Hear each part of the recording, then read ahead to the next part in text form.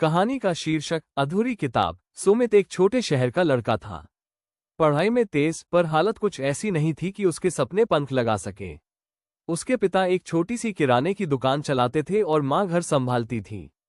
सुमित का सपना था लेखक बनना, पर घर की हालत ऐसी थी कि किताबें खरीदना भी एक लग्जरी जैसा लगता। फिर भी उसने हार नहीं मानी। स्कूल की लाइब्रेरी ही उसकी दुनिया बन गई थी।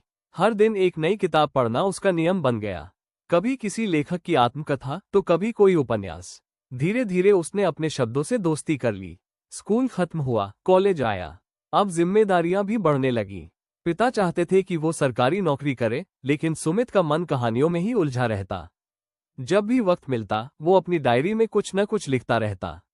संघर्ष का दौर कॉलेज खत्म होते ही घर में आर्थिक दबाव और बढ़ गया। अब सुमित से उम्मीदें और ज्यादा थीं। उसने कुछ परीक्षाएं दी, लेकिन मन कहाँ था उसका।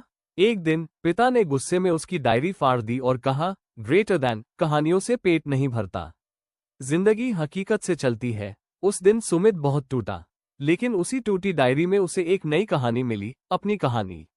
उसने ठान लिया, अब वो लिखेगा, पर दूसरों के लिए नहीं, खुद के लिए। पहली कहानी, पहली अस्वीकृति। सुमित ने 6 महीने मेहनत करके एक कहानी पूरी की। उसे कई पत्रिकाओं में भेजा, पर हर जगह से अस्वीकृति मिली। ग्रेटर दैन, आपका लेखन स्तर हमारे मानकों पर खरा नहीं उतरता, शब्द जैसे तीर बनकर चुभते। लेकिन उसने हार नहीं मानी। हर अस्वीकृति को सुधारने का अवसर माना।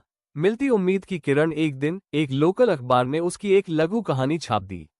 छोटा ही सही, पर पहला कदम था।